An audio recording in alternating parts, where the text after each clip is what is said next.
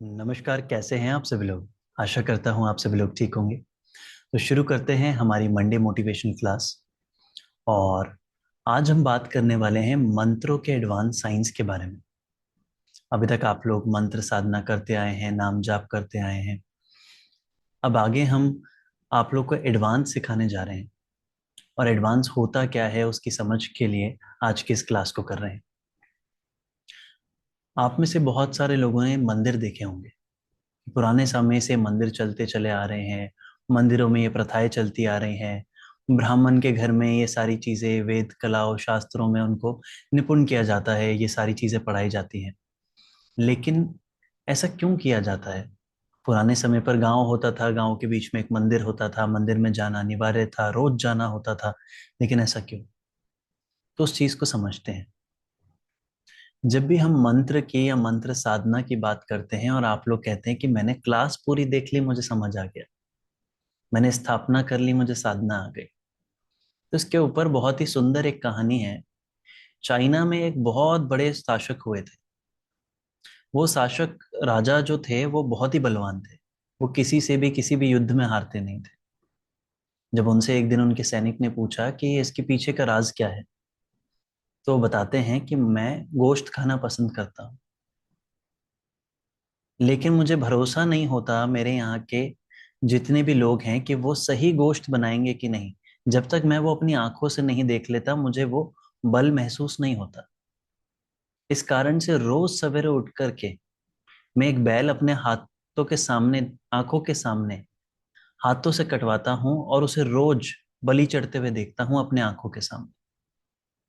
और मेरे सामने जो कसाई है उसको लटकाता है और तलवार की एक ही मार से उसको दो टुकड़ों में कर देता है। और पिछले 15 वर्ष से मैं इसी तरीके से रोज सुबह उठ करके सबसे पहले ये बलि देखता हूँ, उसके बाद अपना भोजन करता हूँ। और उसी कारण से आज मैं इतना बलवान हूं कि मैं आज तक किसी से युद्ध में हारा नहीं। तो वो कहता है ठीक है।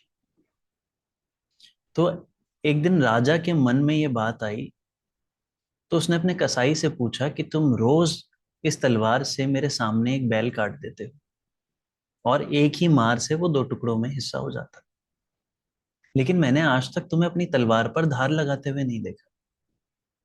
तो ये तलवार तुम्हारी ब्लंट यानी कि भोटी नहीं होती क्या? तो वो कहते नहीं। कहते ये कला है, ये विज्ञान नहीं है। तो कहते इसका क्या मतलब? कहते विज्ञान समझाया जा सकता है, पढ़ाया जा सकता है। विज्ञान आप उसको मानते हैं जिसको यदि आप करके देखें तो वो सामने प्रमाणित हो जाए तो वो विज्ञान। जिस भी किसी चीज को सामने करके प्रैक्टिकली प्रूव किया जा सके वो साइंस है। कहते जैसे एक एग्जाम्पल लेते हैं कि पानी है तो साइंस ने हमें बताया हाइड्रोजन के दो मॉलिक्यूल, ऑक्सीजन का एक मॉलिक्यूल। आंखों के सामने इनको मिलाकर के देखेंगे, पानी बन गया तो हम कहेंगे कि हाँ पानी है, नहीं बना तो हम उसे नहीं मानेंगे। ये साइंस है। तो साइंस किस बेसिस पर चलता है? जो भी चीज हमने प्रैक्टिकली करके देखी, यदि उसका वो रिजल्ट आया तो वो साइंस है, वरना वो नहीं है। इस पद्धति को हमारे आश्रम में ऋषि मुनि सालों से, 5000 वर्ष पहले से पढ़ाते आ रहे हैं कि आप कार्य को करके देखें, यदि उसका फल निकलता है तो वो चीज ठीक है, नहीं तो नहीं। तो कहते हैं ये सारी बातें तुम मुझे क्यों बता रहे हो? मुझे तो ये बताओ कि तुम्हारी तलवार पे धार नहीं लगाते तो ये धार रहती कैसे? कहता है ये कला है, ये विज्ञान नहीं है। मैंने 20 साल तक अपने पिता को इसी तरीके से रोज बैल काटते देखे, क्योंकि वो भी कसाई थे। कभी मैं उनकी कुल्हाड़ी पकड़ने में मदद करता था तो कभी तलवार पकड़ने में मदद करता था। कभी मैं उनके पीछे खड़ा होता था तो कभी इस बैल को ऊपर टांगने में मदद करता था। कभी दूर से बैठे उनको देखता रहता था तो कभी वो जब काटते थे तो उनके पास खड़ा रहता था। 20 वर्ष तक मैंने सिर्फ और सिर्फ इस चीज को अपने अंदर आत्मसात किया है। तो ये एक कला है। और जितनी बार भी मैं उसको मारता हूं उतनी बार इस पर नई धार अपने आप लगती जाती है, क्योंकि इतने सालों से इसको आत्मसात करने के बाद मुझे ये मालूम पड़ गया है कि किस जगह पर मारने से ये एक ही बार में 2 टुकड़ों में हो जाएगा।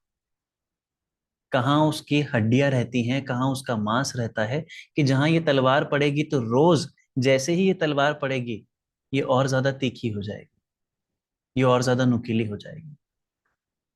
तो राजा कहता क्या तुम मुझे ये सिखा सकते हो?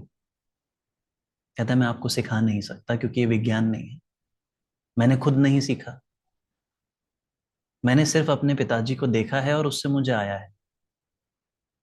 तो ज्ञान ऐसी चीज है जो आप अर्जित कर सकते हैं, सीख सकते हैं, लेकिन कला तो आपको आत्मसात करनी होती है। तो ये तो कला है। यदि आप चाहें तो जैसे आप रोज मुझे देखते हैं वैसे ही आप और नजदीक से देख सकते हैं। किसी दिन मुझे तलवार पकड़ा सकते हैं, किसी दिन मुझे कुल्हाड़ी पकड़ा सकते हैं, किसी दिन इसको टांगने में मेरी मदद कर सकते हैं। तो हो सकता है कि आने वाले 5-10 वर्ष में आप भी सीख जाए।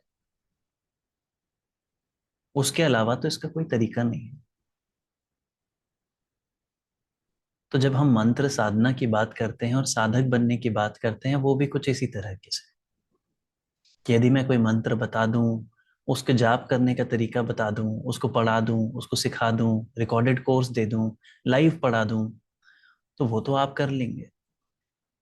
लेकिन वो तब तक आत्मसात नहीं होगा जब तक आप ये मंडे सेशंस नहीं अटेंड करेंगे, उसको अपने जीवन में नहीं उतारेंगे, आपके अंदर वो सरेंडर नहीं आएगा, वो समर्पण भाव से आप रोज पूर्ण रूप से उस चीज को जाप नहीं करेंगे। अब इस चीज को समझते हैं कि ये काम कैसे करता है। तो पहले के जमाने में मंदिरों की बहुत ज्यादा उपयोगिता थी, मंदिरों का इंपॉर्टेंस बहुत ज्यादा था। तो जब वेस्टर्न कल्चर यानी अंग्रेजों का जमाना आया और उन्हें हमें गुलाम बनाना था, तो उन्होंने सबसे पहले क्या चीज हटाई? हमारे मंदिर। तो लोगों को लगता है मंदिर हटाए ताकि धर्म खत्म हो जाए, लेकिन ऐसा नहीं है। जब हम मंदिर की आर्किटेक्चरल स्टडी करते हैं, जिसको वास्तुशास्त्र कहा जाता है, टेम्पल वास्तु कहते हैं आज मॉडर्न लैंग्वेज में, तो जब हम उसके आर्किटेक्चरल स्ट्रक्चर को समझते हैं तो वो कुछ इस हिसाब से बनाया जाता था कि यदि हम किसी मंत्र को उच्चारण करें तो उस मंत्र के उच्चारण से वो 1000 बार गूंज करके वापस हमारे ऊपर पड़े। पहले के जमाने में ऐसे मंदिर बनाने पॉसिबल नहीं थे कि जिनमें एक भी खिड़की या दरवाजा ना हो, क्योंकि हमारे पास उतना मॉडर्न आर्किटेक्चरल साइंस नहीं था। तो उसमें एक ना एक दरवाजा बनाना ही पड़ता था, कुछ खिड़कियां देनी ही पड़ती थी, जिस कारण से उसके अंदर वो गूंज उतनी नहीं बैठ पाती थी। उसके बावजूद हमारे यहाँ ऐसे सन्यासी हुए जिन्होंने उन मंदिरों में मंत्र साधना करके अपने आप को अवेकन किया, एनलाइटन किया, अपनी कुंडलिनी जागृत की, और वो महान पुरुष बने। कुछ ऐसे भी थे, गौतम बुद्ध जैसे या महावीर स्वामी जैसे, जिनको मंदिरों की जरूरत नहीं पड़ी। लेकिन जब वो गूंज पैदा होती है तो ये सारी चीजें इलेक्ट्रिकल एनर्जी फील्ड्स होती हैं, यानी कि ये सारी ऊर्जाएं पैदा करती हैं। जो इलेक्ट्रिकल फील्ड बनता है वो अपने आसपास जो भी चीज उस फील्ड के अंदर आती है उसको बदलने की क्षमता रखता है। तो पहले के जमाने में ये नियम था कि यदि हम इस एनर्जी फील्ड को एक्सपीरियंस करना चाहते हैं तो मंत्रों का जाप करें। अब जब ये सारा सिस्टम करंट फ्लो होने का है, कि सारा एक सर्किट है, इलेक्ट्रिसिटी सर्किट है जिसमें से करंट फ्लो होगा, तो वैसी फीलिंग आएगी, वैसे बदलाव आएंगे और वैसे ही आसपास के जीवन में परिवर्तन आएगा। अब इस बात को व्यक्ति को समझाया कैसे जाए? जैसे ही वो जाप करने लगा तो शुरू शुरू में उसको खूब मजा आया, लेकिन 3 महीने बाद वो कहता है इससे भी कुछ नहीं होता है। ऐसा क्यों? आप में से कितने लोगों के साथ ऐसा होता है? 2-3 महीने तो रोज निरंतर जाप किया, उसके बाद लगता है कि सब फालतू है, सब बकवास है। बोलने की बातें हैं। ऐसा क्यों होता है उसको समझते हैं। आप सभी उम्र में अच्छे खासे हैं, तो जीवन साथी जब आपको मिलता है जीवन में, तो शुरू शुरू में उसके पास बैठने में, उसका हाथ पकड़ने में, उसके साथ समय बिताने में बड़ा आनंद महसूस होता है कि बहुत अच्छा लग रहा है, बहुत खुशी महसूस हो रही है। लेकिन 6 साल निकलने के बाद सब खत्म। ऐसा क्यों? तो हम सोच लेते हैं शायद हमारा प्रेम बहुत कमजोर था, या अब चीजें वैसी नहीं रही, या इन दोनों व्यक्तियों के बीच कुछ बदल गया है, या सामने वाला व्यक्ति बदल गया है, या इनके अंदर अब वो प्रेम भाव नहीं बचा। लेकिन असल में ऐसा नहीं है। जैसे ही आप वो हाथ पकड़ते हैं एक दूसरे का और आंखों में देखते हैं, तो आपके अंदर वही इलेक्ट्रिक करंट पास होता है जो आपके ब्रेन में यानी मस्तिष्क में होते हुए जाता है, और मस्तिष्क के उन सेंटर को एक्टिवेट करता है जहां पर खुशी वाले आपके हार्मोन होते हैं। तो आपको खुशी महसूस होती है। अब वही खुशी आपको रील देखने से होती है, वही खुशी कुछ लोगों को मदिरा पान करने से होती है, वही खुशी कुछ लोगों को स्मोकिंग करने से होती है, वही खुशी कुछ लोगों को नाचने से होती है। लेकिन हर व्यक्ति बोर हो जाता है 2-3 महीने बाद। ऐसा क्यों?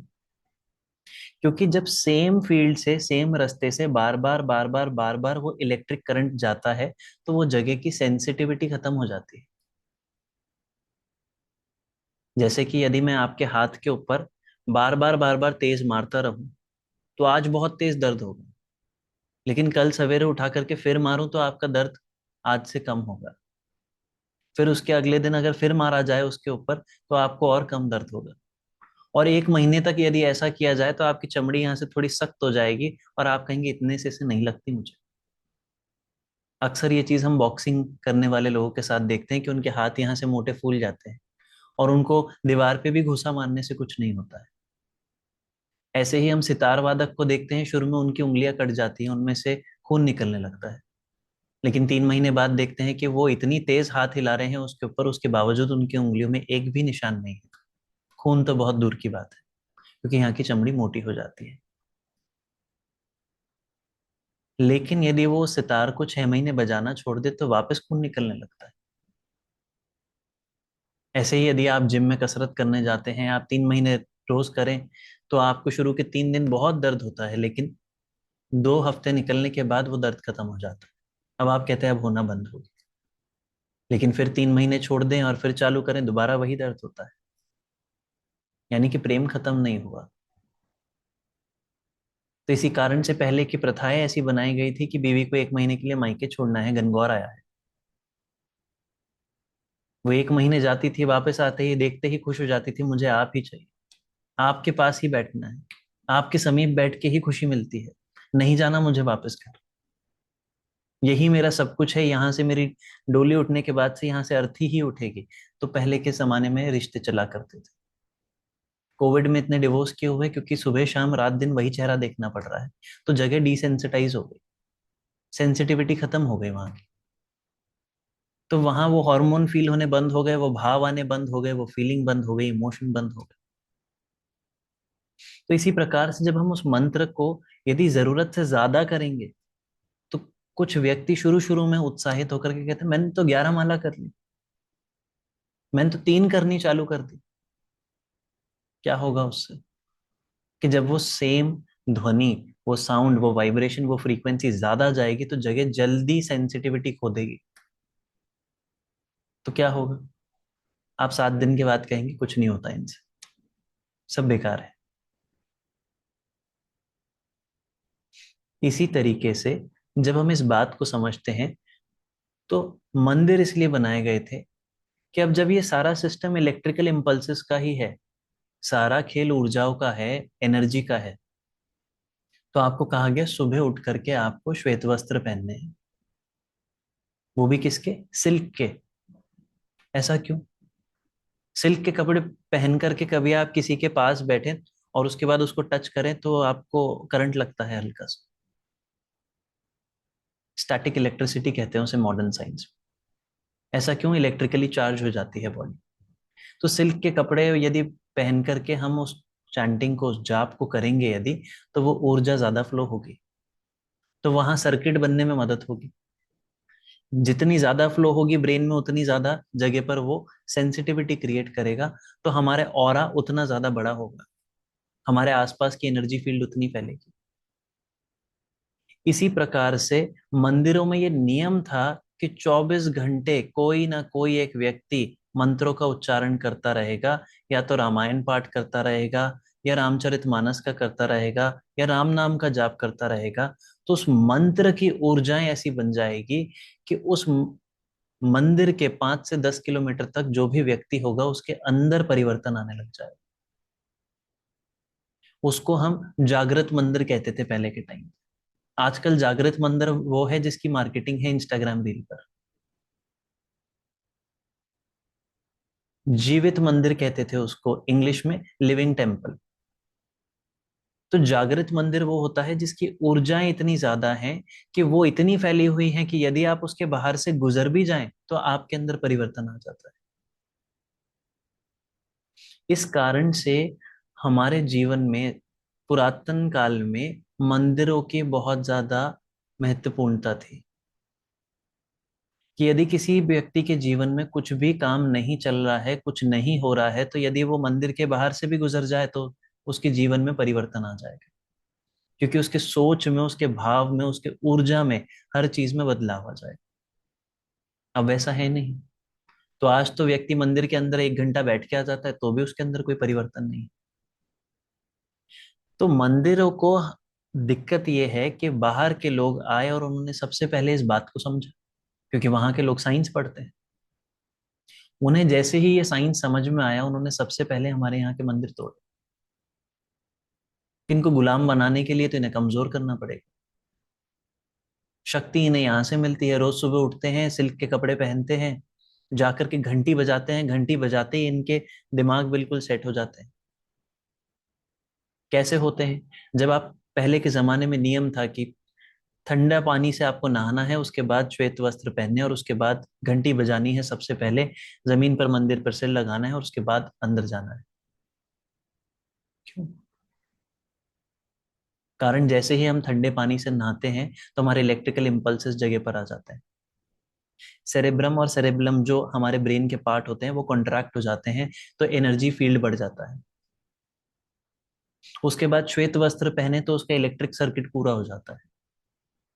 उसके बाद जैसे ही मंदिर गए, घंटी बजाई, तो यदि हमारा दिमाग इधर उधर कहीं होगा तो उसकी वाइब्रेशन हमें नीचे से ऊपर की तरफ ले जाती है। तो हमारे दिमाग का जो कनेक्शन होता है हमारे विचारों के साथ वो कट हो जाता है। अब हम पूर्ण रूप से वहां पर हैं सिर्फ और सिर्फ उस ऊर्जा को महसूस करने के। अब वहां अंदर जाने के बाद बैठा जाता था और जाप किया जाता था। अब हम क्या करते हैं? अब हमने उसको बना दिया है मॉल। पक्का 16 सोमवार का व्रत करूंगी, एक अच्छा सा पति दे देना, दूध वाला। चलो आपको सिर्फ पानी वाला, कुछ कहते हैं निर्जला, मेरे को 6 फीट हाइट वाला भी चाहिए, क्योंकि तो पहले के जमाने में उपवास इसलिए नहीं रखा जाता था कि हेल्थ ठीक हो गया। आजकल के टाइम पे उसके ऊपर भी मॉडर्न साइंस कहती है बॉडी डिटॉक्सिफाई हो जाती है एक दिन नहीं खाने से, 16 घंटे का फास्ट रखने से। इंटरमिटेंट फास्टिंग कहते हैं इसको। जब भी गुरु शिष्य परंपरा में, जब गुरु अपने जाप करते थे और उन्हें लगता था कि मेरा ऑरा, मेरा फील्ड, एनर्जी फील्ड इतना बड़ा है, उस रेडियस के अंदर, यानी कि उस क्षेत्र के अंदर, यदि किसी भी व्यक्ति ने या किसी भी शिष्य ने कोई गलत काम किया तो वो खुद को पनिशमेंट देते थे कि मेरी ऊर्जाएं कम हो गई है, मुझसे कहीं ना कहीं त्रुटि हुई है, मुझसे कुछ ना कुछ कमी हुई है, जिस कारण से मेरे ऑरा के अंदर रहते हुए भी इस व्यक्ति ने गलत कार्य किया। तो यदि मैं इसको सजा दूंगा उससे क्या होगा? कमी कहाँ आई है? मेरे अंदर। तो खुद को शुद्धिकरण करने के लिए और अपने ऑरा को और बड़ा करने के लिए, ऊर्जाओं को बढ़ाने के लिए, वो ऊर्जा, यदि खाना खाएंगे तो ऊर्जा वहां चली जाएगी, खाना नहीं खा करके उस ऊर्जा को और बढ़ाने के लिए वो उस दिन पूरा दिन बैठ करके जाप करते थे। हमने क्या बना दिया? नहीं, 16 सोमवार का व्रत करेंगे तो ये होगा, मंगलवार का करेंगे तो ये होगा, बुधवार का करेंगे तो ये होगा। और हेल्थ न्यूट्रिशनिस्ट ने बना दिया नहीं, ये तो डिटॉक्सिफिकेशन के लिए है। इंटरमिटेंट फास्टिंग, वेट लॉस हो जाएगा आपका, फैट लॉस हो जाएगा, इंच लॉस होगा आपका इससे। जब हम इस गुरु शिष्य परंपरा में घुसते हैं और उसके साइंस को समझने जाते हैं तो हमें समझ में आएगा कि मंदिरों की एक वैल्यू थी, एक यूटिलिटी थी जो वो हमें प्रोवाइड करते थे। इस कारण से व्यक्ति वहां बार्गेन करने नहीं जाता था, खरीद बिक्री नहीं करने जाता था। तो मंदिर इस साइंस, इस कॉन्सेप्ट से बनाया गया था कि ये वो एक जगह है जहां पर व्यक्ति जब थक जाएगा, हार जाएगा इस दुनिया की लेन देन से, तो यदि वो घर के खाने से बोर होता है तो रेस्टोरेंट चला जाता है, रेस्टोरेंट से बोर होता है होटल चला जाता है। लेकिन जब वो अपने जीवन से ही बोर हो जाएगा तो क्या करेगा? जो वो काम कर रहा है उससे बोर हो जाएगा तो क्या करेगा? जिस परिवार में है उससे बोर हो जाएगा तो क्या करेगा? अपनी जिम्मेदारियों से बोर होगा तो क्या करेगा?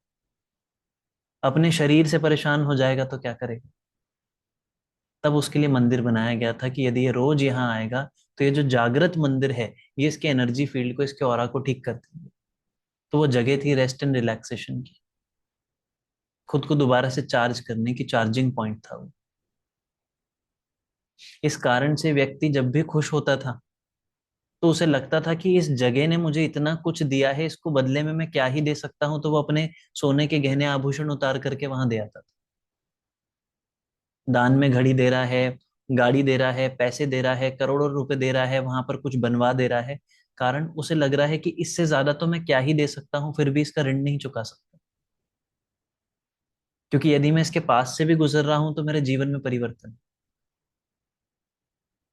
अब ना तो वैसे मंदिर रहे, ना वैसे जाप रहे, और ना वैसे नियम का पालन रहा। तो इस कारण से जब साइंस ये है कि उसके अंदर जब तक जाप नहीं होगा तब तक वो मंदिर जागृत नहीं हो, मंदिर जागृत नहीं होगा तो उसकी एनर्जी फील्ड नहीं बनेगी, एनर्जी फील्ड नहीं बनेगी तो किसी में कोई परिवर्तन नहीं होगा। जब हम कुछ भी कर लें क्या कोई परिवर्तन आएगा? जवाब है ना। लेकिन यदि आप जाप साधना करके खुद के अंदर इस एनर्जी फील्ड को पैदा करके अपने शरीर को मंदिर में बदल डालें कि आपका ऑरा, आपकी एनर्जी फील्ड के अंदर जो भी व्यक्ति आए उसके जीवन में परिवर्तन आए ही आए, और लोगों को लगे कि उस व्यक्ति को ले आए, किसी को कन्विंस करना है ना, उस व्यक्ति को बिठा दो, वो कन्विंस कर दे। आपकी फैक्ट्री नहीं चल रही, उनको बुला लो, उनके पैर पड़ते ही आपकी फैक्ट्री चल जाएगी। तो जब हमारे वास्तु वाले स्टूडेंट्स कहते थे कि हमने आपके फीडबैक सुने हैं कि आप किसी की फैक्ट्री जाते हो, फैक्ट्री चल जाती है, जो प्रॉपर्टी नहीं बिक रही वो बिक जाती है आपके जाने से, आप सिर्फ चाय पी करके आते हैं वहां पर, तो वो कोई जादू नहीं है। क्यों मैं कोशिश करता हूँ कि हर महीने मैं अपने आश्रम जा सकूं, दोबारा मैं कैंची धाम जा करके आया हूँ, वहां शिला पर जा करके मैं बैठता हूँ? उसका कारण है कि वहां जाने से वो ऊर्जाएं रीसेट होती है, वो चार्जिंग पॉइंट है। क्योंकि ये मजाक का खेल नहीं है। क्या आप हमें सिखा देंगे मंत्र स्थापना कैसे करवाते हैं? हम भी कोर्स चलाना चाहते हैं। ऊर्जा कहाँ से आएगी? 500 लोग जब गुरु शिष्य परंपरा में उसी ऊर्जा से चलेंगे, आपके पास देने के लिए तो हो। यदि आपको लगे कि नहीं हम डेली 108 माला कर लेंगे इकट्ठी करने के लिए, तो भी नहीं होगी। इस ऊर्जा को जब मंत्रों की बात की जाती है तो उसके उच्चारण पर निर्भर करता है कि वो कैसे उच्चारण किया जा रहा है। इस कारण से गुरु शिष्य परंपरा में गुरु कान में उस मंत्र को कहते थे। तो उसमें कोई सीक्रेट नहीं है, कि ऐसा कुछ नहीं है कि वो खुले में नहीं बता सकते। लेकिन जब वो कान में एक अलग तरीके से बताया जाता है तो कौन से शब्द का खिंचाव कितना होगा, किस पर ज्यादा प्रभाव जाएगा, कौन से शब्द अक्षर को ऊंचा खींचना है, वो उस तरीके से उसके कान में इस तरीके से बोला जाता है कि वो उसके अवचेतन मन में यानी सबकॉन्शियस ब्रेन में प्लांट हो जाता है। जब हम इस बात को सीखते हैं तो वाल्मीकि ऋषि की एक बहुत सुंदर कहानी है कि वाल्मीकि ऋषि अनपढ़ थे, और उनके लिए अगर हम हिंदी में पढ़ेंगे शास्त्रों को तो उसमें लिखा उज्जड़ गवार थे, यानी कि वो इन सब चीजों को नहीं मानते थे। उसके बावजूद वो इतने बड़े ऋषि हुए। कैसे? वो एक समय पर जंगल में जब अपने इस खोज में लगे थे कि मैं भगवान को ढूंढूंगा और ये प्रूव करूंगा कि भगवान नहीं है, तब उन्हें एक गुरु मिले जिन्होंने उन्हें कहा कि तू कुछ भी मत कर, तू रोज बस राम राम बोल। अगर ये बोलूंगा हो जाएगा? कहते हो जाएगा। तो उन्होंने कहा कि लेकिन ऐसे नहीं होगा, कहीं से पढ़ लेगा, देख लेगा, सुन लेगा तो नहीं होगा। उन्होंने उसके कान में राम कहा। अब आप में से कितने लोग हैं जो राम नाम बोलना जानते हैं? राम। एक बार स्पेलिंग लिख के बता सकते हैं चैट बॉक्स में?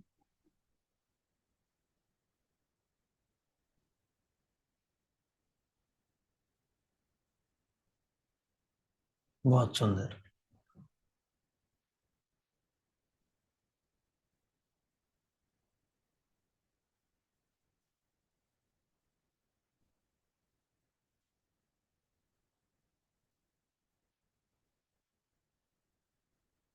अभी तक सिर्फ नमिता जी करके हैं, उन्होंने सही लिखा है। जब हम राम नाम की बात करते हैं तो असल में उनका नाम RAMA, रामा था। ऐसा क्यों? यही ऋषि वाल्मीकि को उनके गुरु ने कान में कह करके बताया, रामा। तो जब भी हम राम नाम का जाप करते हैं, हम कोशिश कितनी ही कर लें, उसको एक बार आप अपने मन में उच्चारण करें। 3 सेकंड के लिए बस एक बार उच्चारण करें, राम, और रिपीट करें इसको। आप पाएंगे कि आप रा को ज्यादा खींच रहे हैं और म छोटा जा रहा है। और यही सही तरीका है उच्चारण करने का। लेकिन ये पहला चरण है। राम नाम जाप के 3 चरण होते हैं। क्या 3 चरण है? तो वाल्मीकि ऋषि ने कहा कि जब मैं राम नाम का जाप करने लगा तो मुझे तो बड़ा आनंद आने लगा। तो उनके गुरु ने कहा चलो करके बताओ, कितना समय हुआ? तो 3 महीने से कर रहा हूँ, बोल के बताओ। कहते लेकिन तेज बोल के बताना, जल्दी जल्दी, मेरे पास समय नहीं है। तो राम राम राम राम राम राम राम कहते हैं, मरा मरा मरा मरा मरा मरा मरा मरा मरा कहने लग गए। तो उनके गुरु ने कहा बिल्कुल सही है। आप में से कितने लोगों को लगा था कि ये गलत तरीका होगा? राम नाम जाप का सही तरीका, पहला चरण यही है कि आपके मुंह से जब तक मरा निकलना चालू ना हो, आप राम नाम का जाप गलत कर रहे हैं। कितने लोगों को लग रहा है अरे ऐसा? जब आप बार बार बार बार बार बार मरा मरा मरा मरा मरा मरा मरा मरा मरा मरा मरा कहते हैं, तो आपका जो अहंकार है, आपका जो ईगो है, आप जो है मैं जिसे हम कहते हैं, ये जो शरीर है, ये खत्म हो जाता है। जब ये खत्म होगा तो उसको समझ पाएंगे जो इसके परे है। क्योंकि ये शरीर तो आत्मसात ही नहीं कर सकता प्रभु श्री राम को।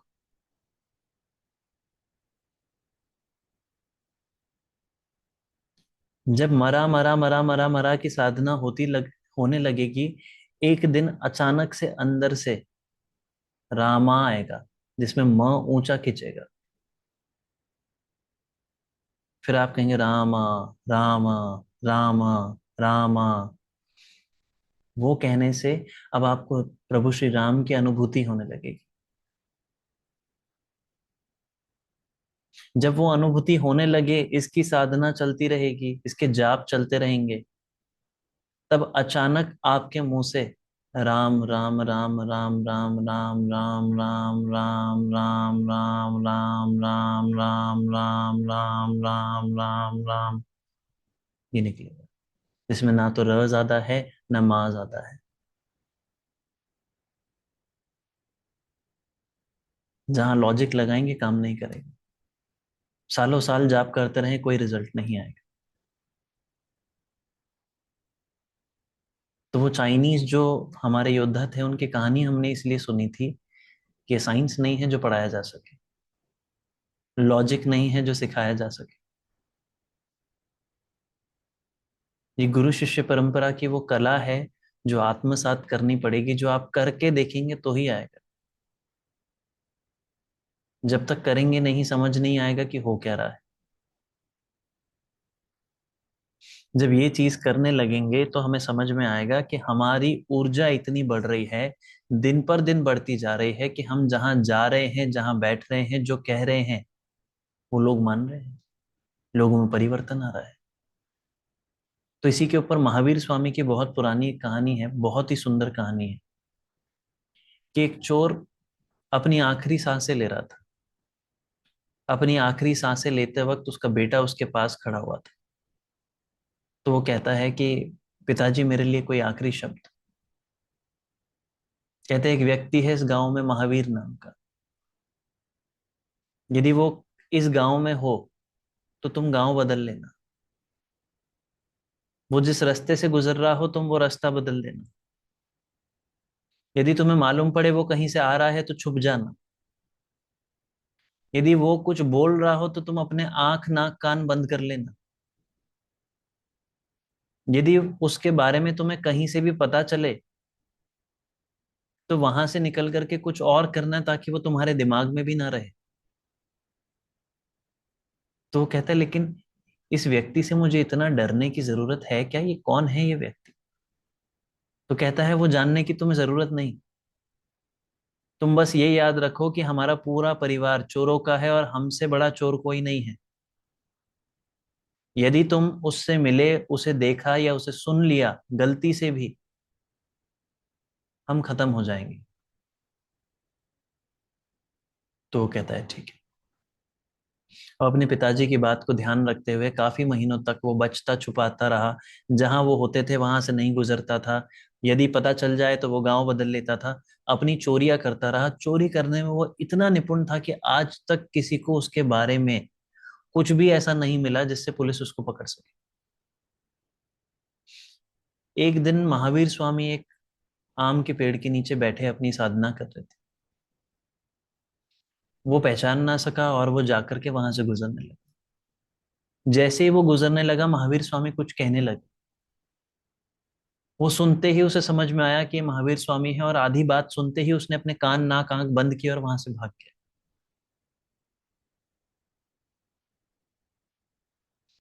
इसके 3 दिन के अंदर अंदर उसके पीछे पुलिस लग गई। पूरी जगह की पुलिस उसके पीछे लग गई और उसका पीछा करने लगे और उसे पकड़ लिया। उससे पूछा कि तुमने यदि कोई भी ऐसा काम किया है जो तुम्हें नहीं करना चाहिए था, चोरी डकैती, किसी की लूटपाट या किसी की हत्या, यदि ऐसा कुछ भी किया है तो तुम अपना गुनाह कबूल कर लो, तुम हमें बता दो, तो तुम्हारी सजा खत्म करवा दे। उसने कहा, मैंने ऐसा कुछ भी नहीं किया। 6 दिन तक उसके साथ ये सब करने के बाद वहां की पुलिस को समझ में आया कि ऐसे तो कहेगा नहीं। तो उसे बहुत सारी मदिरा पिलाई गई। इतनी पिलाई गई कि वो होश में ना रहे। जब वो बेहोश हो गया तो उसके बाद उसको सफेद वस्त्र पहना करके लिटा दिया गया, और उसके आसपास बहुत सारी सुंदर नर्तिकाएं लाई गई और चारों तरफ से उसको घेर करके खड़ी हो गई। जब वो उठा, उसकी आंखें खुली तो उसने आधी आंखें खोलते हुए नशे में पूछा कि मैं कहाँ हूं। तो उसे व्यक्ति ने कहा कि तुम्हारी मृत्यु हो चुकी है। यहाँ तुम यमदूत के सामने खड़े हो। यदि तुम अपने गुनाह कबूल कर लो, यदि तुमने जीवन में कुछ भी गलत किया है और तुम आज उसे कबूल कर लो, तुम्हारी सारी जितने भी गुनाह हैं उनको माफ कर दिया जाएगा और तुम्हें हम स्वर्ग लोक भेज देंगे। और यदि तुम ऐसा नहीं करते हो और हमें मालूम पड़ता है तो हम तुम्हें नरक लोक भेज देंगे। तो वो सोचता है कि ये तो मैं स्वर्ग आ गया, मृत्यु तो मेरी हो ही चुकी है, तो अपने गुनाह कबूल कर लेता हूं तो स्वर्ग लोक चला जाऊंगा। तो जीवन अच्छा हो जाएगा।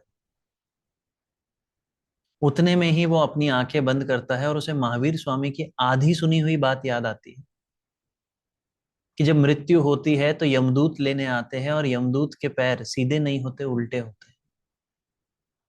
वो याद आते ही वो अपनी आंखें पूरी खोलता है और उस व्यक्ति के पैर देखता है, वो सीधे हैं। तो उसे समझ में आता है कि मैं मरा नहीं हूं, ये मेरे साथ षड्यंत्र किया जा रहा है। तो वो कहता है मैंने कोई गुनाह नहीं किया, कोई चोरी नहीं की, कोई डकैती नहीं की, मैंने ऐसा कुछ भी नहीं किया। तो पुलिस को उसे छोड़ना पड़ता है, जाने देना पड़ता है। वहां से छूटते ही वो महावीर स्वामी को ढूंढता है और उनके चरणों में आके गिरता है। कहता है गुरुदेव मुझे अपने शरण में ले लो, मुझे जानना है कि आप क्या बात कह रहे थे, वो बात पूरी कहें। यदि आपकी आधी बात मेरे प्राण बचा सकती है, तो आपकी पूरी बात तो मुझे जरूर स्वर्गलोक ही पहुंचाएगी। आज से मैं आपका शिष्य बनना चाहता हूं, मैं आपकी शरण में रहना चाहता हूं। इसी कारण से जब आप मंत्र साधना को, जाप को करते हैं और सही रूप से नाम जाप को करते हैं भगवान श्री राम के, तो जैसे जैसे ये आत्मसात होता है तो आप मरा से रामा, रामा से राम तक पहुंचने में इस तरीके से आत्मसात करते हैं कि तब आपको प्रभु श्री राम मिलते हैं। तब आप वो बार्गेनिंग करना छोड़ देते हैं। तब आप खुश होते हैं तो आप कहते हैं एक बार मंदिर जा करके आऊं, प्रभु के दर्शन हो जाए। तब आप दुखी होते हैं तो कहते हैं एक बार प्रभु के दर्शन करके आऊं। जीवन में कुछ अच्छा कार्य, मंगल कार्य होता है तो आप कहते हैं पहले प्रभु के दर्शन करके आऊं। कुछ अमंगल होता है तो आप कहते हैं प्रभु के दर्शन करके आऊं। कुछ भी होने पर आप वहां बैठेंगे और अपना जाप करके जरूर आएंगे। तब आपको लगेगा कि मेरे पास जो भी कुछ है मैं क्या दे सकता हूँ वो दे देता हूँ। और इस तरीके से ये पूरी व्यवस्था बनाई गई थी ताकि हम राजगुरु कहला सके और पूरे सृष्टि में हमसे ज्यादा ताकतवर और बलशाली कोई ना हो। अब जब हम इस जाप को करते हैं तो हमारे अंदर वो ऊर्जा पैदा होती है कि जो भी व्यक्ति हमारे आसपास से गुजरे, हमारे शब्द सुन ले, तो यदि वो चोर डकैत होगा तो वो यही कहेगा कि साधक से दूर रहना। यदि ये तुम्हारे गांव आ जाए तो गांव बदल लेना। यदि ये तुम्हारे घर आ जाए तो घर छोड़ देना। यदि सामने आ जाए तो आंख नाक कान बंद कर लेना। क्योंकि यदि इसका कहा तुमने सुन लिया तो तुम जो कर रहे हो वो नहीं कर पाओगे। तब आपको लगता है कि चमत्कार हो रहे हैं, तो वो चमत्कार इस कारण से होंगे क्योंकि आपके अंदर की ऊर्जा बदल चुकी है। तब वो प्रश्न ही आने बंद हो जाते हैं कि मैं नॉनवेज खाता हूं तो साधना कर सकता हूं क्या? आप खा नहीं पाएंगे। मैं पार्टी करके, ड्रिंक करके साधना कर सकता हूं क्या? आपकी पार्टी छूट जाएगी। और आपकी ही नहीं, आप जहां बैठ जाएंगे आपके आसपास के चार व्यक्ति यदि हाथ में ग्लास लेके बैठेंगे तो वो कहेंगे कि मन नहीं कर रहा अंदर से, आज तबीयत खराब लग रही है। 3 हफ्ते बाद वो आपसे मिलेंगे, कहेंगे मैंने छोड़ दी। तो जब आप लोग कहते हैं मैंने साधना कर ली है, मैं साधक बन गई हूं या बन गया हूं, लेकिन मेरे परिवार वाले सपोर्ट नहीं करते हैं, तो कमी किस में है? किसकी ऊर्जाओं में कमी है? आप कहते हैं आपके पास कोई भी समस्या के लिए हम मैसेज करते हैं, आप कहते हैं नाम जाप करो, बाकी व्यवस्था यहाँ से करते हैं। कारण, दिक्कत तो आपकी ऊर्जा में है। परेशानी जब तक आपकी ऊर्जा में है, दूसरे व्यक्ति को बदल के कुछ होगा ही नहीं। उस व्यक्ति को यदि बदलना है तो अपनी ऊर्जा को बदलना पड़ेगा ताकि वो व्यक्ति आपकी ऊर्जा में आते ही उसके अंदर परिवर्तन हो जाए। क्या हम वो करने को तैयार हैं? प्रश्न ये आता है। यदि हम वो करने को तैयार हैं और वो करने में हम केपेबल होते हैं, तब जाकर के हम कह पाएंगे कि हाँ मैं साधक हूँ। अब आधे लोग तो यहाँ पे ये लिख रहे हैं गणेश जी का बता दीजिए, इसका बता दीजिए, उसका बता दीजिए। इसी कारण से पहला चरण ही ये होता है कि आप मरा मरा मरा कहें तो ये खत्म हो जाए। अटैचमेंट से डिटैचमेंट, ईगो से नो ईगो। ये आपका लॉजिक है जिसने बताया है कि गणेश जी का करेंगे हम, कृष्ण जी का करेंगे हम, देवी का करेंगे हम, माता का करेंगे हम, क्योंकि कहीं पर हमने उनकी बड़ाई या उनके बारे में उनसे मिलने वाले फायदे सुन लिए होंगे। तो हम इन लॉजिक्स के साथ ही इन बातों पर आते हैं कि मंदिर क्यों बनाने हैं, इसकी जगह स्कूल कॉलेज बनाओ, गरीबों को वहां रहने दे दो, इतनी जमीन पर मंदिर बना के क्या फायदा है। लेकिन क्या पुरातन काल में कभी ये सवाल उठा था?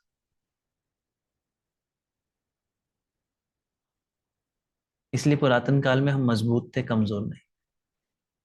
क्योंकि उन्हें मालूम था ये वो जड़ है जहां से हमें सब कुछ मिल रहा है, ये वो जगह है जहां से हमें सब कुछ मिल रहा है। इस कारण से यदि हम नियमित रूप से मंदिर जाकर के जाप कर सके, नहीं तो प्रभु श्री राम के इस नाम को जाप कर सके, तो हमारे अंदर ही वो ऊर्जा बनने लगती है कि कोई भी हमारे आसपास भी यदि गुजर जाए तो उसका जीवन परिवर्तित हो जाए। इस कारण से साधना को किया जाता था। अब जैसे जैसे साधना में हम आगे बढ़ते चले जाएंगे, हमें लगेगा कि आसपास सब कुछ चमत्कार हो रहा है। फिर आप वो बार्गेनिंग छोड़ देते हैं, गिव एंड टेक छोड़ देते हैं, किसकी क्या वैल्यू है, क्या इंपॉर्टेंस है वो छोड़ देते हैं, कौन कौन सा देवता या देवी ज्यादा ताकतवर है, कौन क्या ज्यादा दे सकता है वो छोड़ देते हैं। तो वो लॉजिक खत्म हो जाते हैं। और इसी कारण से मंदिर की हमें जरूरत है, ईष्ट की हमें जरूरत है, मंत्र की हमें जरूरत है, गुरु की हमें जरूरत है। ये कहने पर सवाल उठाया कि ऐसा क्यों? महावीर स्वामी ने तो बिना किसी के किया, गौतम बुद्ध ने बिना किसी के किया। आज भी गांव में ऐसे व्यक्ति हैं। हमारे मन में इंसान को इस रूप से बनाया गया है कि जितनी भी अच्छी चीजें होती हैं और महत्वपूर्ण चीजें होती है वो उसे भूल जाता है। और जितनी भी चीजों की कमी है, जितनी भी चीजें उसके पास नहीं है, वो उसको 24 घंटे याद रहती, याद दिलानी नहीं पड़ती। तो आप लोग भी कहते सर 3 दिन से वो माला करना भूल गए, अब कर लूं क्या एक साथ तीन? लेकिन बाकी अपनी मैनिफेस्टेशन चिट पे जो लिखा है वो तो नहीं भूलते। जितने मंदिर में जितनी बार माथा टिकाते उतनी बार सेम चीज मांग लेते हैं। मुझे राहुल से ही शादी करनी है, उससे शादी करवा देना, उसके पापा मान जाए, मम्मी मान जाए, उसके यहाँ पे ऐसा हो जाए, उसकी जॉब लग जाए, प्रमोशन हो जाए।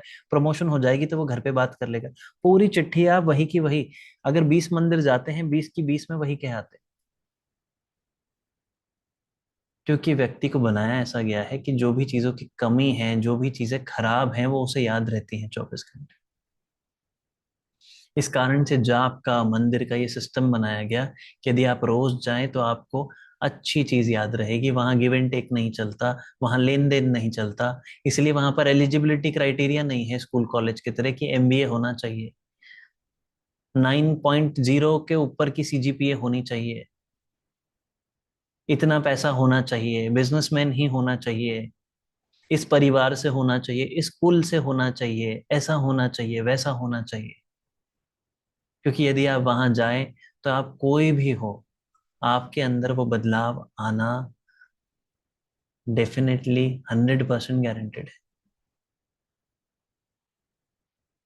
इस कारण से साधना को हर किसी व्यक्ति को नहीं सिखाया जाता था। बस कह दिया जाता था यदि मन में आए तो राम राम बोल लेना।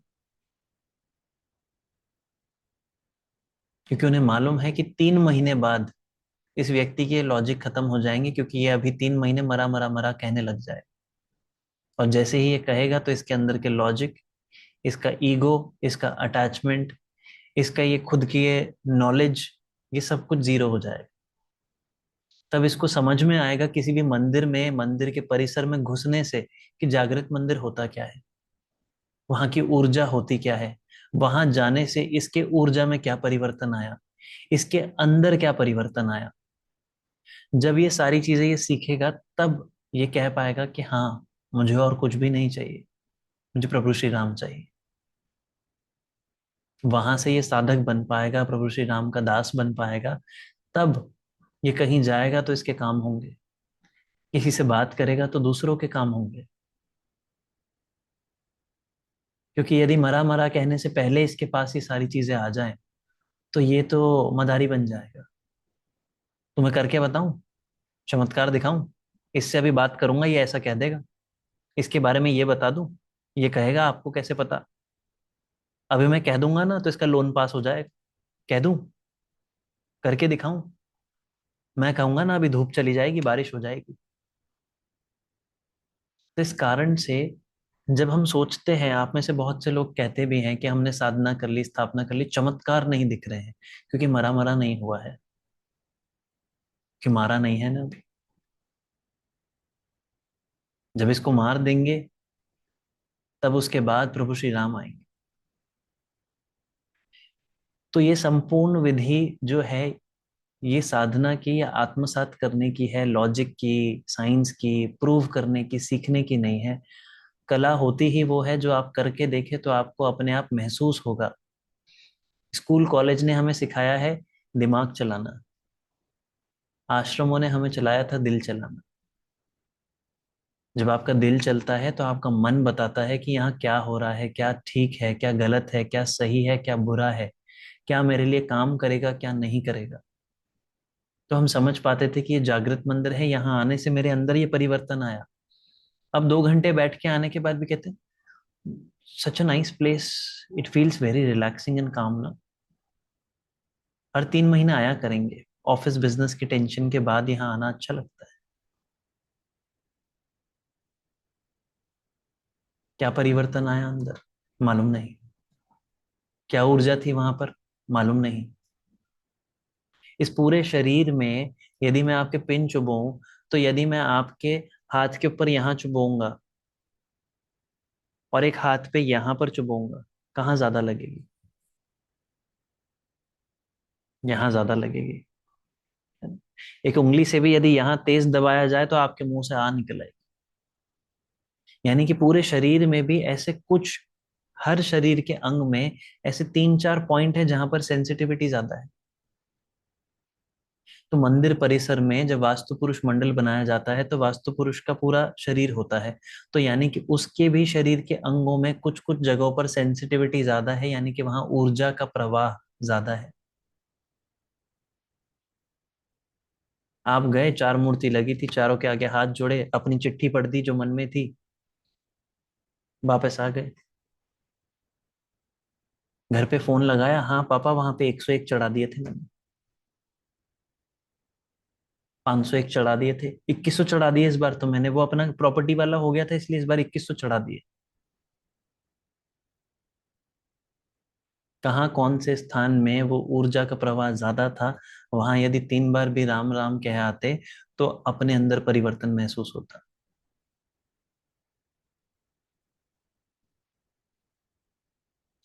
जब हम इस चीज को समझ जाते हैं तो हम मंदिर जाए बिना रह नहीं सकते, क्योंकि इंसान बनाया ऐसा गया है ना, फायदा फायदा जहां से मिले। हम जब कहते हैं कि इसको दुनियादारी नहीं आती, उसका मतलब हम क्या कहते हैं कि इसे सौदेबाजी नहीं आती, सौदे करने नहीं आते हैं, ज्यादा भोला व्यक्ति है, इसे अपना फायदा नहीं दिखना आता है। तो इसलिए जब हम इस चीज को सीख जाते हैं, इस पद्धति को सीख जाते हैं, तो हम अपने फायदे के लिए ही सही, लेकिन दोबारा उस जड़ से जुड़ जाते हैं जहां से हमें ये सब कुछ प्राप्त हुआ। यदि हम ऐसा 21 दिन तक भी कर लें, तो आप अपने अंदर वो चमत्कार महसूस करेंगे कि मेरे अंदर कुछ बदल गया है। क्या बदला है मालूम नहीं। उसके बाद अगले 21 दिन आपके आसपास के लोग कहेंगे कि आपके अंदर कुछ बदल गया है। अब आपको देख करके लोग कहेंगे कि ये क्या सीखा है, मुझे भी सिखा दो। जो व्यक्ति आपसे चिढ़ते थे, जलते थे, झगड़ा करते थे, आप में से बहुत से लोग कहते हैं ना, इन लॉ सपोर्ट नहीं करते हैं, ऐसा करते हैं, रिस्पेक्ट नहीं देते हैं, आज तक एक्सेप्ट नहीं किया है, 16 साल हो गए हैं शादी को। दिक्कत किसकी ऊर्जा में है?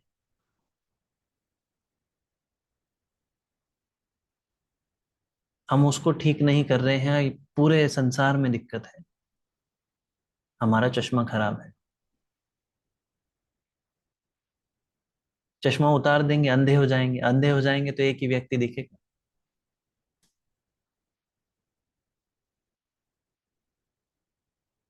जब यही दिखेगा तो इसी पे काम होगा, इस पे काम होगा तो आपको लगेगा अरे सब ठीक हो गया।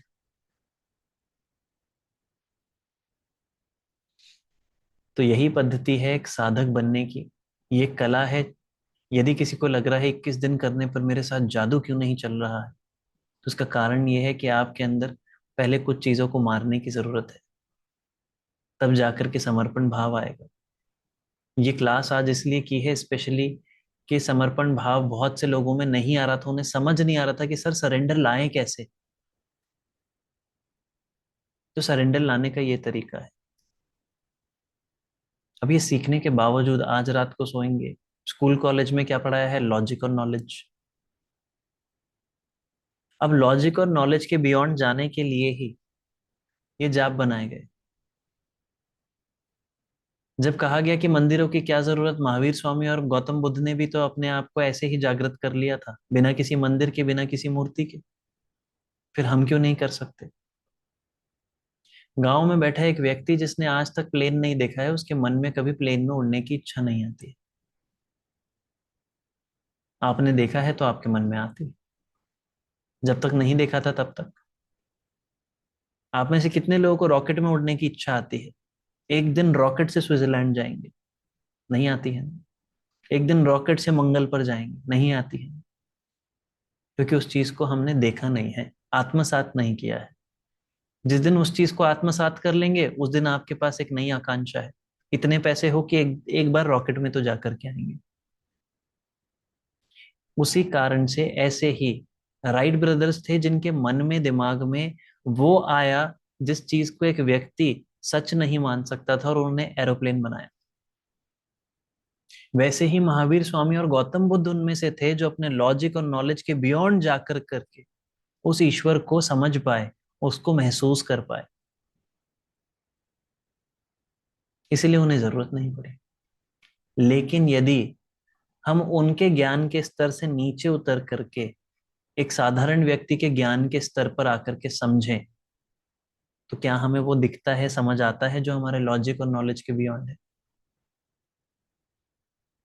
इस कारण से हमें मूर्ति भी चाहिए, हमें गुरु भी चाहिए, हमें मंत्र भी चाहिए, और हमें मंदिर भी चाहिए। और इस कारण से हमें जाप भी चाहिए। जब इन बातों को हम समझते हैं तो आपके साथ अलग अलग चीजें होती है। फिर आप कहते तो फिर ये अगरबत्ती, धूप बत्ती, फूल चढ़ाने, ये सब सिस्टम क्यों? ये सब तो बिजनेस है। लेकिन क्या आपने कभी मस्जिद में अगरबत्ती जलते देखी? नहीं। क्योंकि ये भी आत्मसात का विषय है।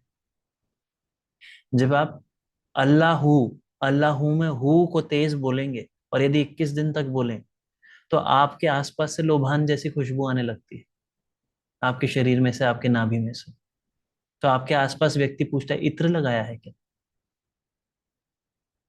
महावीर स्वामी के पास से कभी भी दुर्गंध नहीं आती थी। क्यों? कारण उनका मंत्र जाप इतना ज्यादा गहरा था कि उससे उनके आसपास से खुशबू आती थी।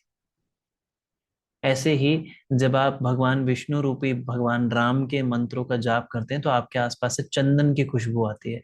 तो आप कहते हैं हम वैष्णव हैं इसलिए सिर पे चंदन लगाते हैं। Answer is no.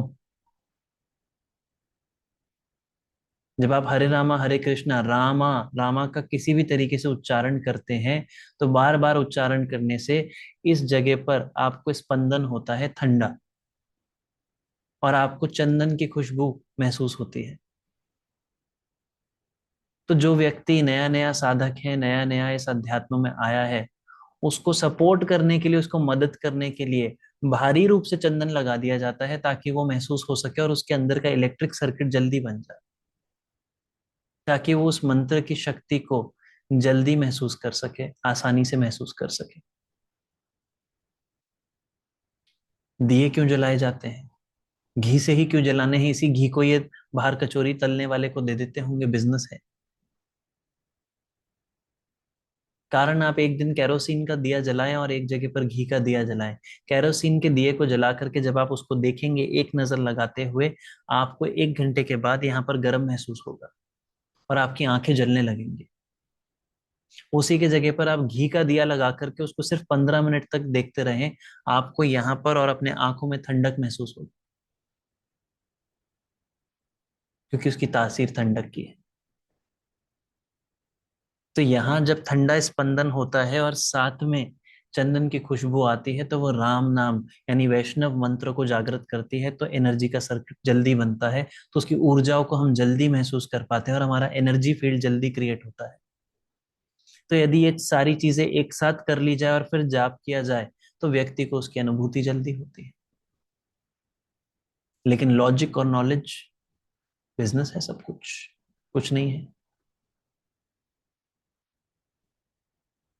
ये हमें किसने सिखाया? अंग्रेजों ने, वेस्टर्न कल्चर ने, ताकि हम उस मंदिर परिसर को खत्म कर दें, ताकि हमारी जड़ें कमजोर हो जाए, ताकि हमें गुलाम बनाया जा सके। यदि इस बात को हम समझ जाएं और दोबारा से आप जैसे एक एक व्यक्ति यदि इसको दोबारा चालू कर दें, तो एक व्यक्ति के घर पे 3 लोग तो होंगे ही। सोचे यदि आपकी ऊर्जा से वो 3 व्यक्ति और करने लगे, वो जिनसे मिले उनकी ऊर्जा से और 3 व्यक्ति करने लगे, तो शायद आने वाले 10 वर्षों में हम दोबारा से इसको राजगुरु बना सकते हैं। हम कह सकते हैं कि हम ऋषि परंपरा वापस ले आए। लेकिन वो मैं नहीं कर सकता, वो आपको करना पड़ेगा। वो आप सब जब करेंगे तब जाकर के होगा। जब आपकी ऊर्जा में परिवर्तन आएगा तो होगा। अब यदि आप में से कोई नहीं करता है, तो इसका मतलब ये नहीं कि मैं आपको टॉन्ट करूंगा या आपको करवाऊंगा, मोटिवेट करने की कोशिश करूंगा। ये ऋषि परंपरा नहीं। ऋषि परंपरा ये है कि मैं जाकर के दोबारा अपनी साधना में बैठ जाऊंगा कि मेरी ऊर्जा में कमी आई है, कि जूम के थ्रू वहां तक पहुंच नहीं पा रही है। मेरी ऊर्जा में इतना बल होना चाहिए कि आप लंदन से अटेंड करें या मॉरिशस से, मेरी ऊर्जा वहां तक पहुंचनी चाहिए ताकि आपके अंदर वो आंतरिक परिवर्तन आ सके।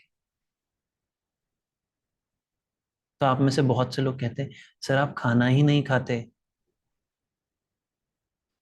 तो वो क्या प्रक्रिया है वो मुझे मालूम है। कभी किसी सन्यासी को, ऋषि को देखा है मोटा तोंद निकले हुए? कारण क्योंकि उन्हें ये सिस्टम पढ़ाए गए थे, सिखाए गए थे, आत्मसात कराए गए थे। आज ये पूरा सब कुछ संस्कृति भ्रष्ट क्यों हो गई है? आप पंडित देखे, उनकी इतनी मोटी तोंद है, खाने में उनको 16 पकवान चाहिए। मोर पंख लेके बैठते हैं, झाड़ लगाते हैं, 5100 रुपये लेते हैं। ट्रस्ट बना रखे हैं उनके नाम पे, आपसे डोनेशन की पर्चियां भरवा देते हैं, कहते हैं आपको सेक्शन इतने के अंडर इसका इनकम टैक्स पे रिबेट और रिटर्न मिल जाएगा।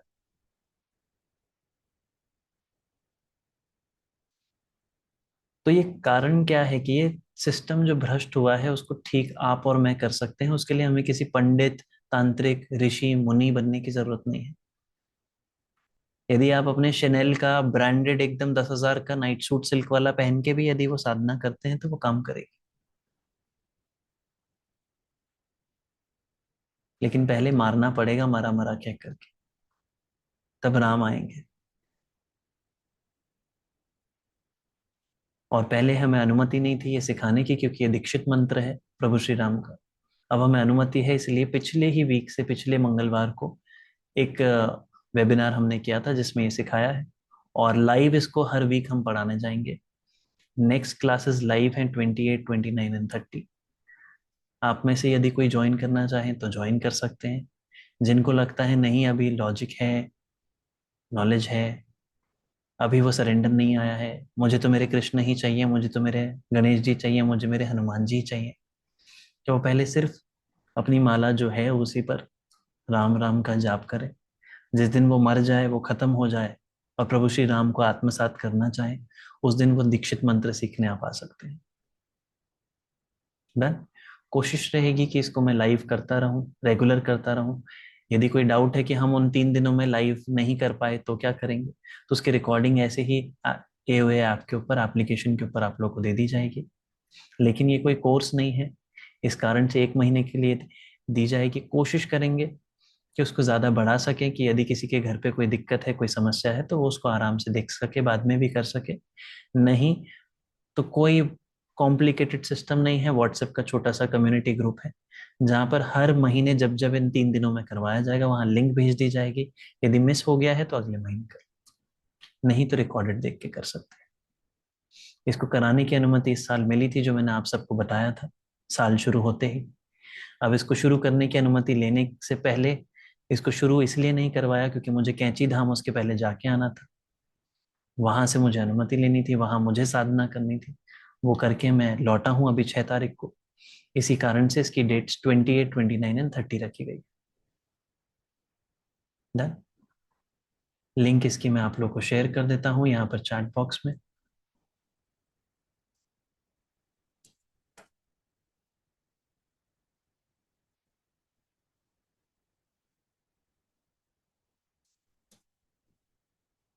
लिंक आप लोग के साथ शेयर कर दी है। कोशिश करेंगे आप लोग को इसका एक मेल भी शेयर कर दें, ताकि यदि किसी से लिंक अभी मिस होती है तो आप लोग को मेल पर आ जाएगा। डन। आशा करता हूं कि आप लोग को मंत्र साधना के ऊपर ये एडवांस क्लास पसंद आई हो, और आप सभी लोग और कुछ नहीं तो कोशिश करके शायद मरा मरा कह करके अपने अंदर के उस ईगो को, अपने उस चीज को जरूर मार देंगे। यदि नहीं मार पाते हैं तो जाप चालू रखें, निरंतर जाप होता रहेगा तो आपकी ये कंप्लेंट्स बंद हो जाएगी कि मेरे साथ ये नहीं हो रहा, मेरे साथ वो नहीं हो रहा, आसपास के लोग कोऑपरेट नहीं कर रहे, वो मेरा काम नहीं कर रहे, वो ऐसा नहीं बता रहे, वैसा नहीं बता रहे, ये नहीं हो पा रहा। कारण आपको ये समझ आने लग जाएगा कि कमी कहीं ना कहीं मेरी ऊर्जा में है, दूसरों की नहीं। और जब वो समझ आ जाएगा तब आप रेस्ट एंड रिलैक्सेशन में आएंगे। जब रेस्ट एंड रिलैक्सेशन में आएंगे तो आंख खुलते ही मन से आएगा मंदिर चलते हैं।